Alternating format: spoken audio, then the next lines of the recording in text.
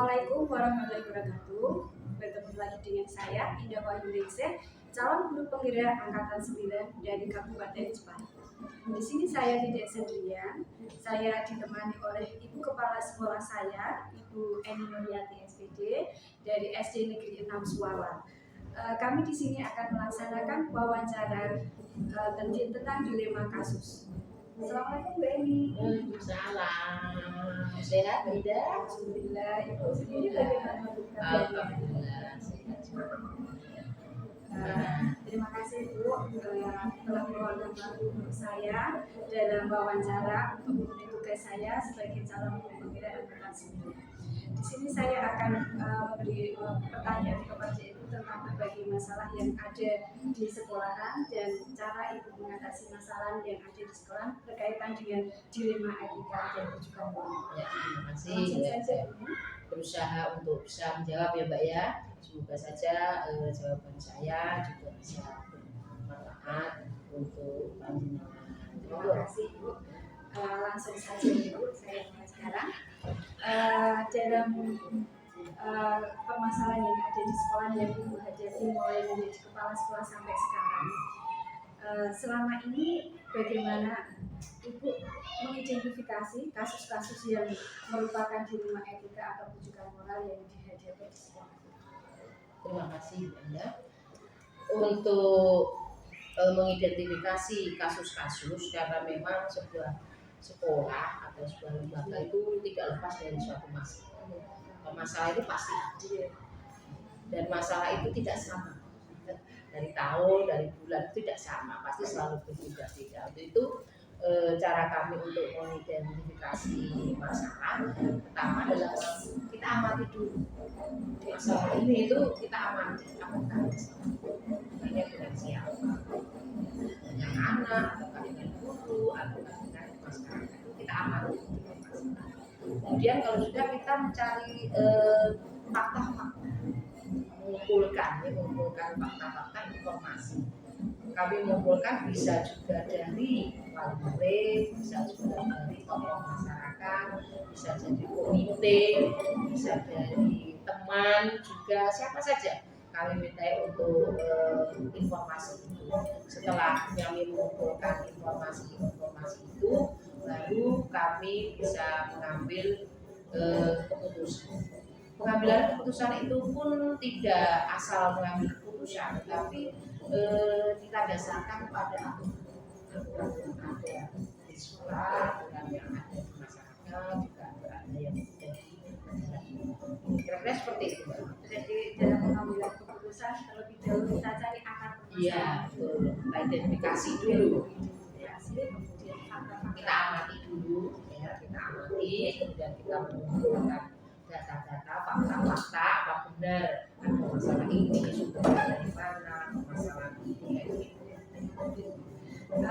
Untuk mengatasi masalah tersebut, bagaimana Ibu menjalankan pengambilan keputusan di sekolah, terutama kasus-kasus yang berkaitan dengan kepentingan yang sama-sama benar, atau dalam arti kepentingan itu sama-sama harus kita loloskan dengan mengacu pada nilai kebajikan.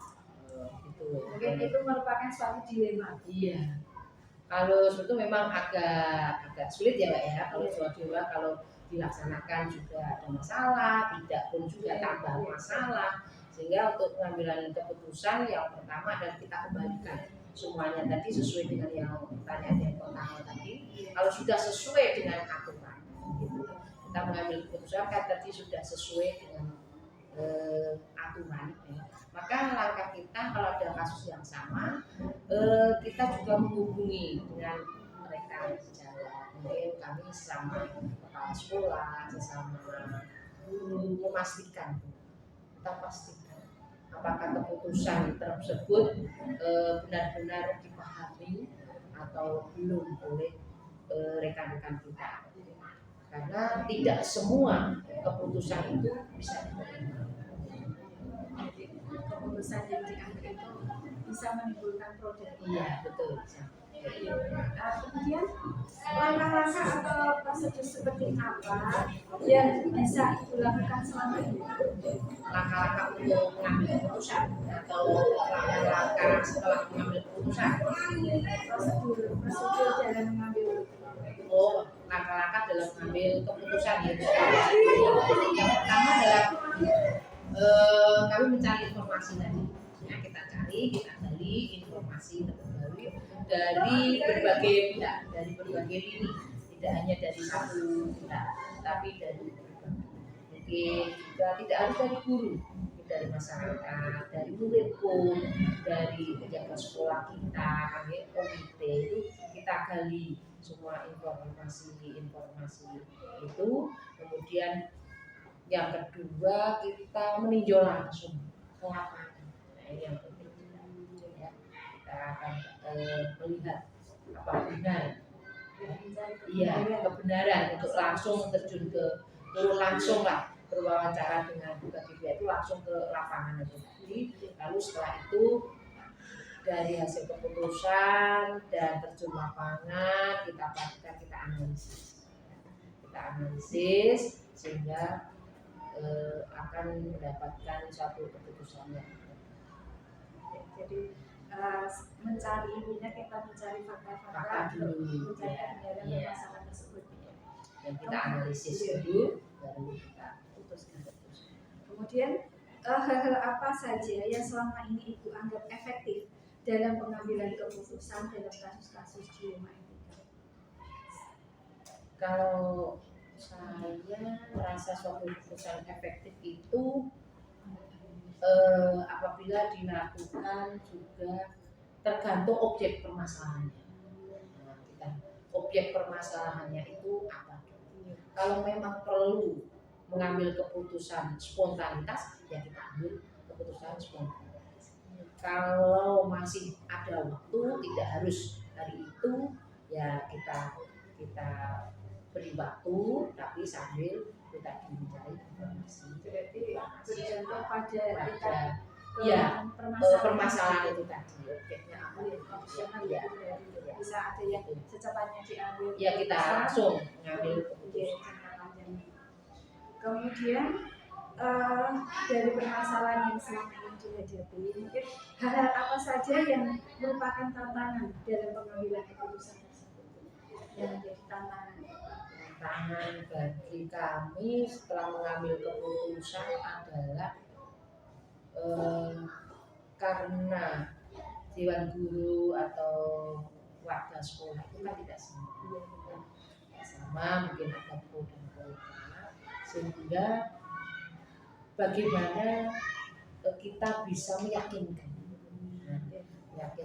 pada rekan-rekan kita, karena tidak semua tidak semua keputusan itu bisa diterima, dan tidak semua keputusan bisa diterima. Untuk itu kami berusaha untuk meyakinkan kalau memang keputusan ini benar-benar yang terbaik, benar-benar sesuai dengan agama. Lebih meyakinkan kepada warga sekolah kita hasil keputusan tersebut. Karena tidak semua bisa menerima waktu membuat keputusan, tidak langsung bisa diterima. Maka itu tadi kita meyakinkan. Memang dalam pengambilan keputusan itu pasti ada selalu pro dan kontra. Kita harus yang menjadi dengan keputusan yang kita ambil. Kontra ini yang perlu diyakinkan. Terus dalam pengambilan keputusan atau penanganan permasalahan penyelesaian kasus tersebut, apakah mungkin Ibu mempunyai jadwal-jadwal tertentu atau mungkin kondisional atau bagaimana? Kalau jadwal tidak ditentukan harus ini, itu tidak. Jadi kondisional juga tidak ada jadwal tertentu, pokoknya harus bisa diselesaikan secepatnya. Kalau memang harus diselesaikan cepat, ya kita buat keputusan cepat. Kalau memang bisa masih ada waktu, ya kita. Tapi sebisa mungkin, ya itu kita selesaikan. Secepatnya diatasi. Iya, gitu. Karena kalau tidak cepat diatasi nanti semakin bertambah masalah. Yang terakhir Bu, mungkin adakah seseorang atau faktor apa saja yang selama ini membantu Ibu dalam pengambilan keputusan di dalam kasus-kasus dilema etika yang pernah dialami? Kalau mengambil keputusan untuk etika itu faktor yang sangat mendukung ya Mbak ya. Faktor yang sangat memudahkan kita itu dari dukungan teman-teman. Yang jelas dari dukungan teman-teman. Rekan sejawat. Iya, rekan sejawat juga. Kita punya banyak teman, banyak warga juga. Itu dukungan itu yang utama bagi kita. Kita buat keputusan tanpa dukungan, ya sudah repot juga. Semoga permasalahan yang Ibu hadapi, mungkin ada permasalahan ini bisa cepat terselesaikan. Ya, Saya amin. pasti masih punya permasalahan yang di instansi. Ya. Setiap orang pasti punya masalah, setiap sekolah pasti juga punya masalah juga. Karena masalah itu pengalaman yang terbaik itu untuk memberikan pengalaman bagi kita. Jangan sampai keputusan atau pengalaman dilema itu terulang kedua kali. Jadi pengalaman itu sangat penting. Jadi kalau ini sudah ada masalah, ya jangan sampai ada masalah yang sama untuk yang kedua kali. Terima kasih Bu Eni telah membantu saya dalam wawancara kasus dilema etika. Semoga Bu Eni sukses selalu. Amin. Itu yang diharapkan. Demikianlah wawancara kami dengan Ibu Kepala Sekolah kami dari SD Negeri 6 Suwawal. Terima kasih. Saya akhiri. Assalamualaikum warahmatullahi wabarakatuh. Waalaikumsalam warahmatullahi wabarakatuh.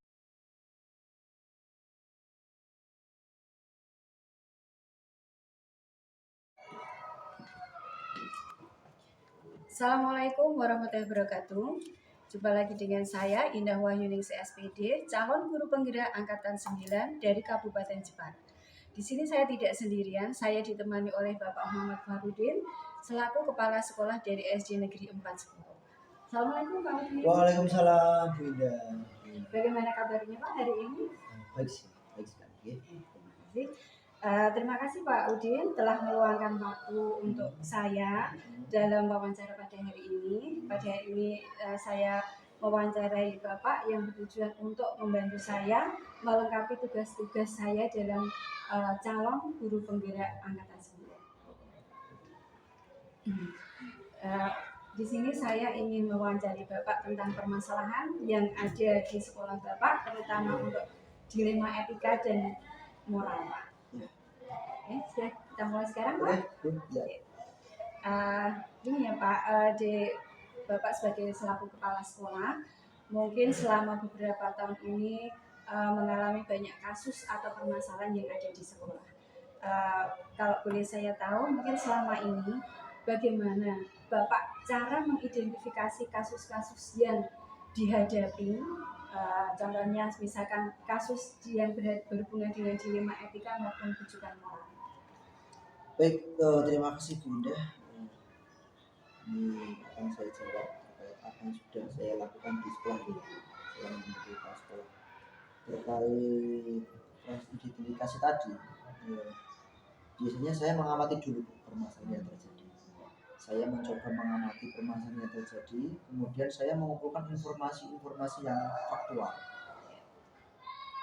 Kalau sudah terkumpul informasi yang faktual, saya menentukan suatu keputusan yang mengacu berdasarkan pada aturan yang ada di sekolah, seperti itu.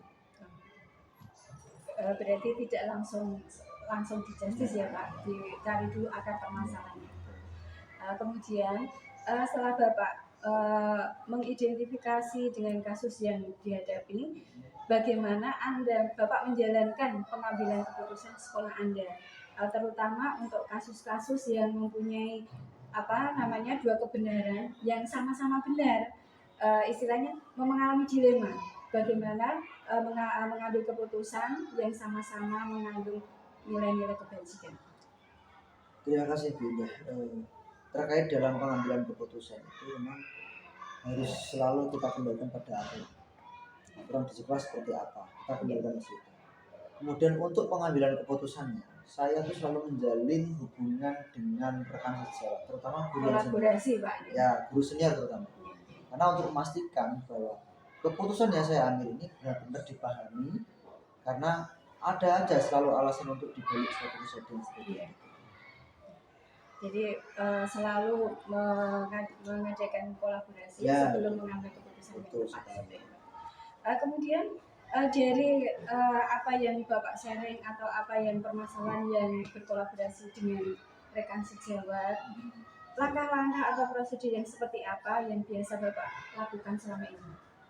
Oke, tidak.